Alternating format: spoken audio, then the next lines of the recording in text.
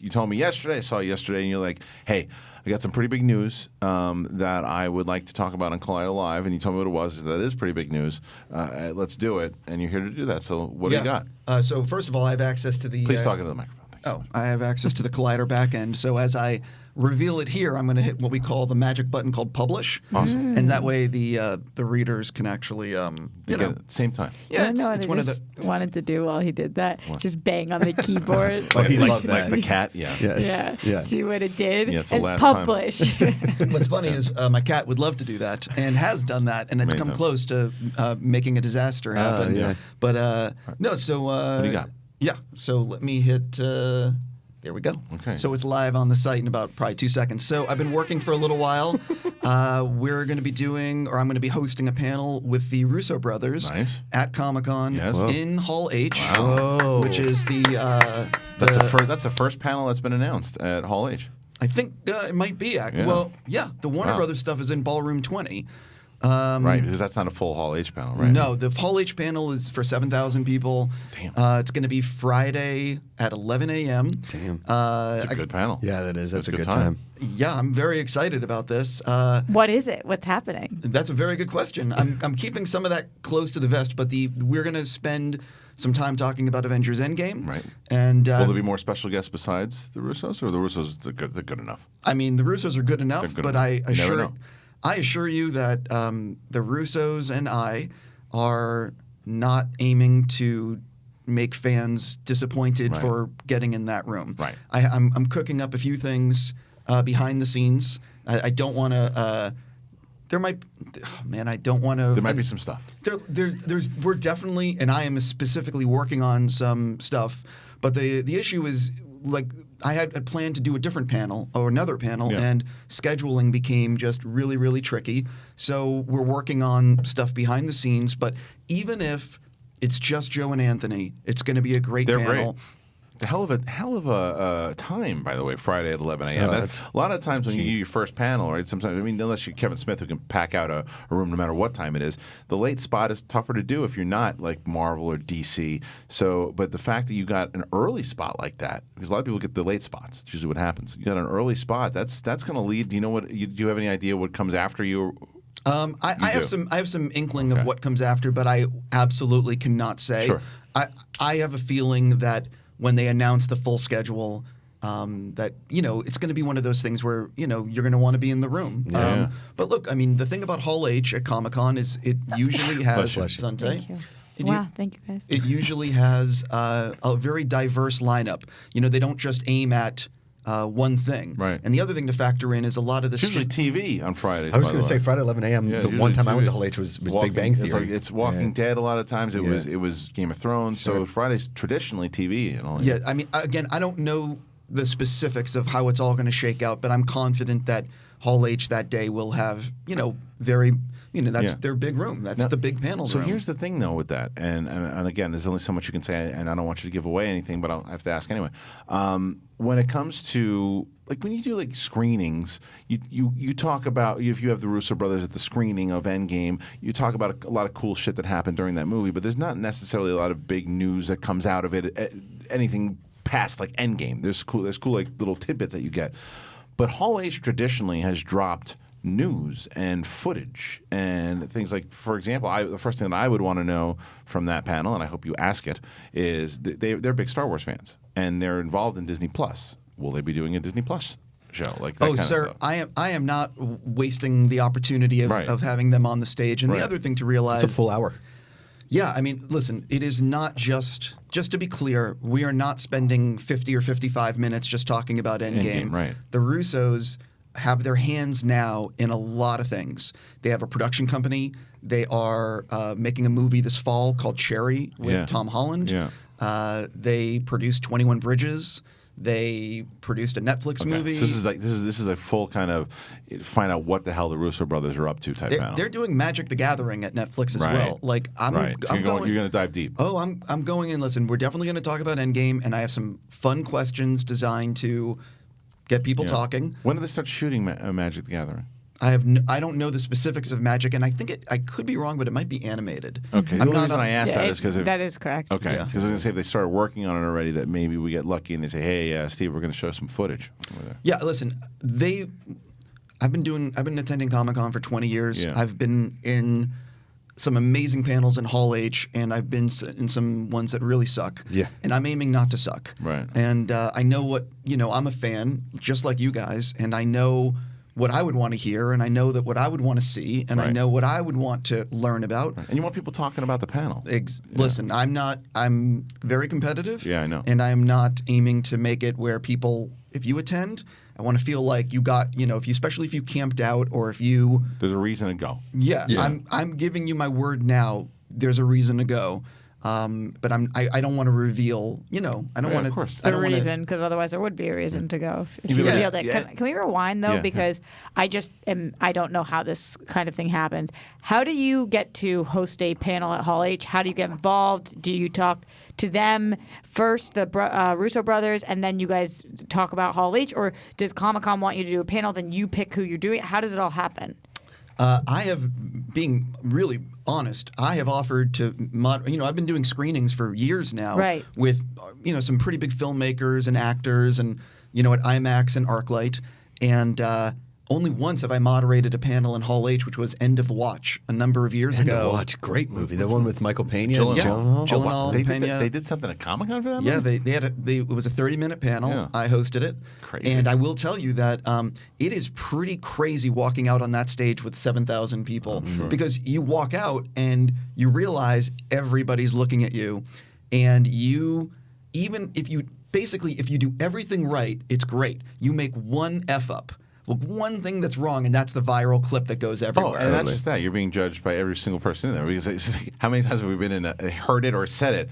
Yeah, this host stinks. This guy stinks. Believe me. But getting back to the thing, I've offered many times to the studios and networks and everybody, be like, hey, I'm a pretty passionate fan. I know my stuff. I would love to host. And they just look at me and they're like, yeah, next. Yeah. It's just not something. And then, I'm friends with a lot of people at Comic-Con, and they even said to me, they're like, well, why don't you just do your own panel? And then I've been working behind the scenes at a few things. Right. And you and the Russos have gotten pretty tight over the last year. 2 years. Well, not even. I mean, keep in mind that. Listen, I'm not like friends with Joe and Anthony. No, but in terms of respect. But respect as far as colleagues. Completely. What people might not remember is, for Winter Soldier, which was their first Marvel movie, I did a screening with them at IMAX headquarters where they sat with the fans. It's like a 95-seat theater, and they sat with the fans. They watched the movie with everyone. This is when they've been into Collider a bunch of times, 3 or 4 times. Like, we've been promoting their stuff since before they were the Russo brothers, when it was just Winter Soldier. Then I did Civil War with them at IMAX in New York at one of the Times Square's theaters. And then, we did Infinity War at the ArcLight in December, that 2-hour epic Q&A. Yeah. And then, we were discussing, like, well, how do we raise the bar? How do we get it for more fans? How do we talk about Endgame in a way that involves more people? And then, I was like, well, maybe we go to Comic-Con, and do it in Hall H, because that's 7,000 fans. And, like, what people might not realize is when we did Infinity War at the ArcLight, I had like 8,000 people ask for tickets. 8,000 people. Jesus. And that broke every record. And the theater holds like 850 or 950 people in the dome. I forget the number. And, there's going to be a ton of people turned away. Right. And so I'm like, well, where do we go? There's no theater that holds, that many people. Right. And look, the fact of the matter is, I've done a 2-hour Q&A with them for Infinity War. And a lot of the other Q&As have just been an hour just on the movie. So I have, I think, 55 minutes with them at Comic-Con. It is going to be a challenge to whittle it all down with everything they're involved with, because they are involved with a lot of projects. Right. And then get like at least 1 or 2 fan questions probably in there at the end, right? Isn't that always the goal? There's and that one guy. Every time. I have a few things that I'm working on, and I just noticed the smile. I promise.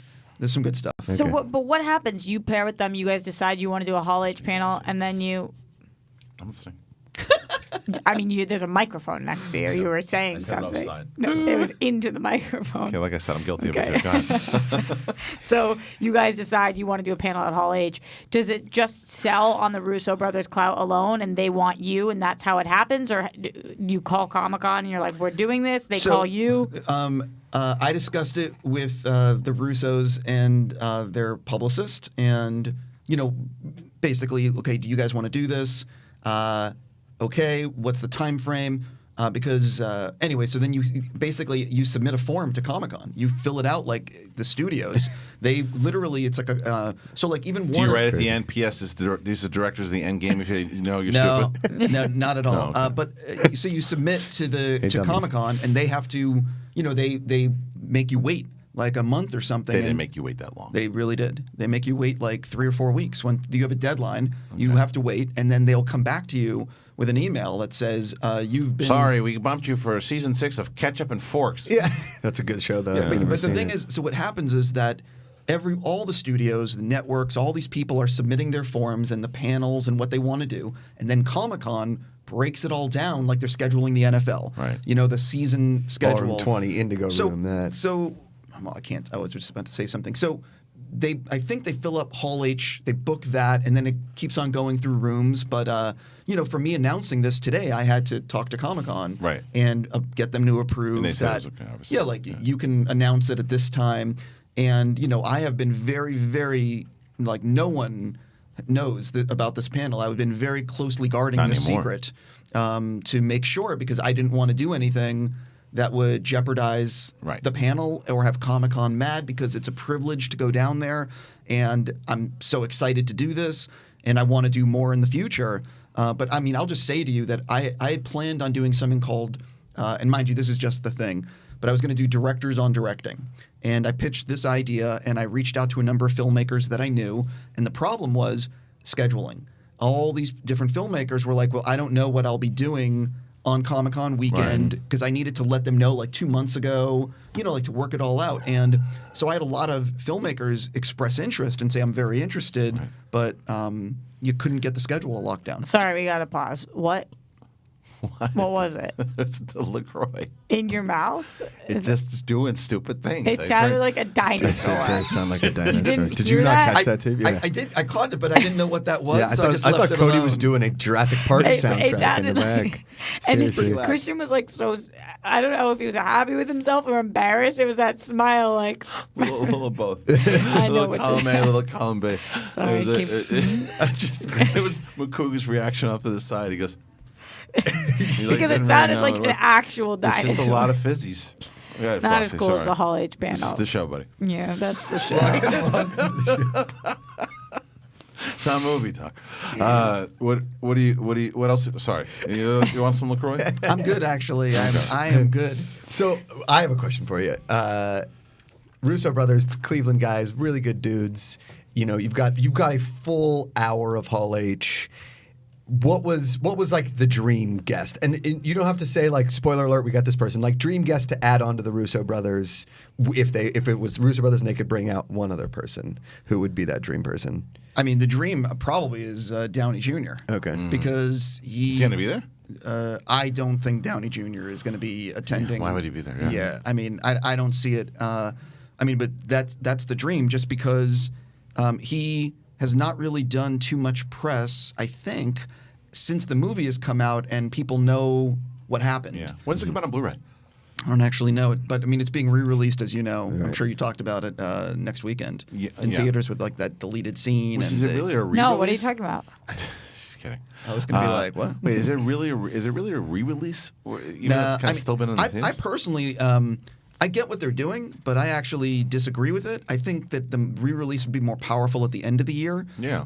When you could offer that kind of stuff, and so you don't necessarily disagree with the re-release. You disagree with the when it comes out. I don't disagree with that. I think I have no problem with them trying to beat Avatar. I think it's a silly thing for anybody to say that why are they trying to do this? It's cheap. Avatar beat Titanic, then beat the record, then re-released to get more money on the record for make it harder to catch them multiple times.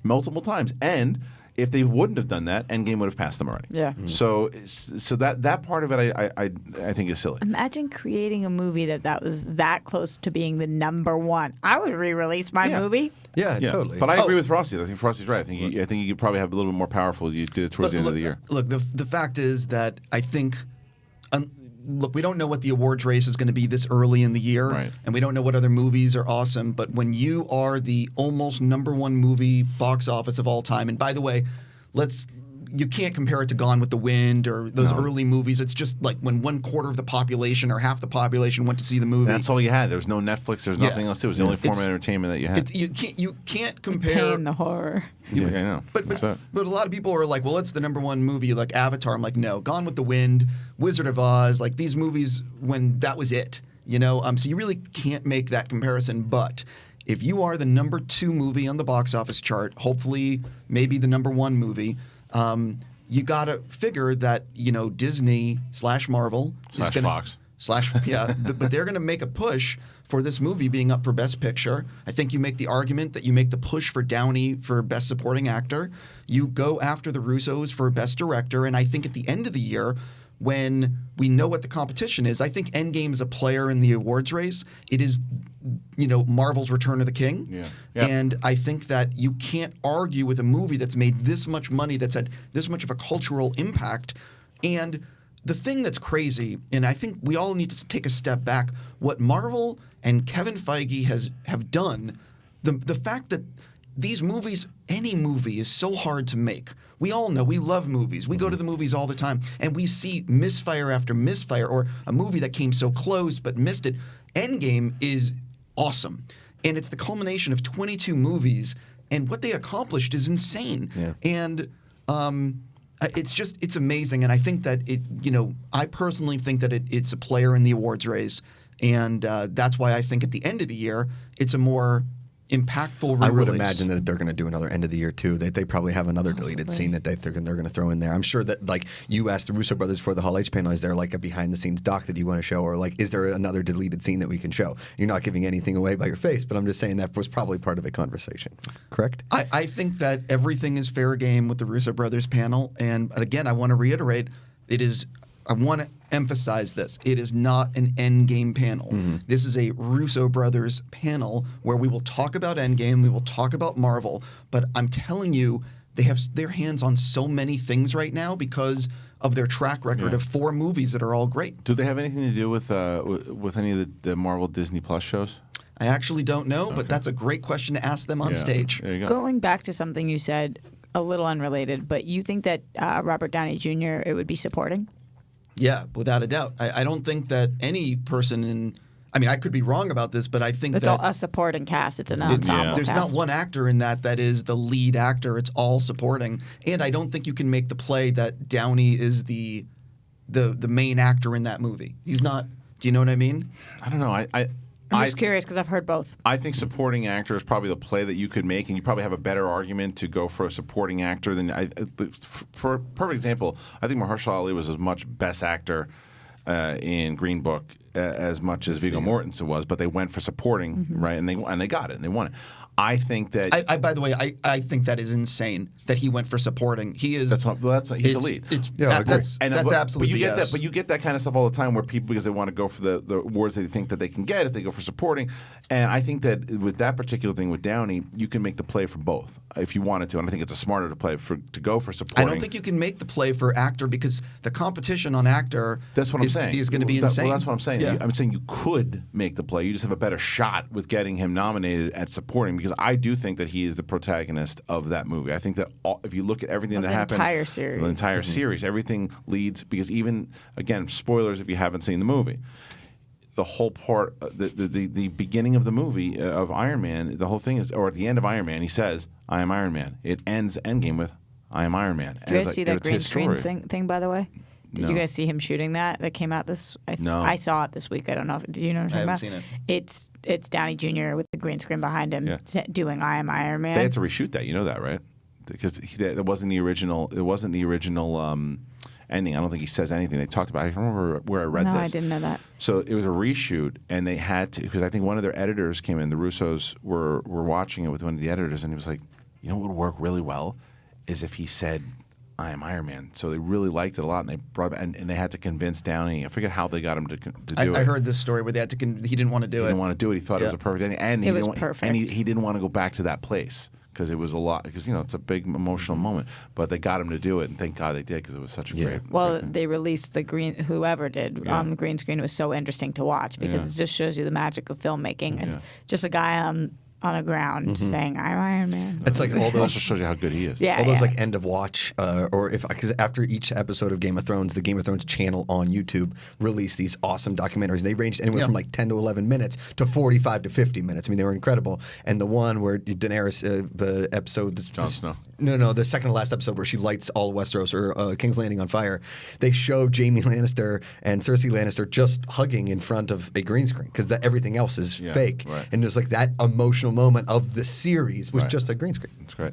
Okay, look. So once again, guys, the panel is 11 a.m. on Friday, the 19th of July. So cool, man. It's really cool. Congratulations. Congratulations. That's a big It's really move cool. there. The Russo Really cool. brothers will be there with Steve Weintraub. Make sure once that,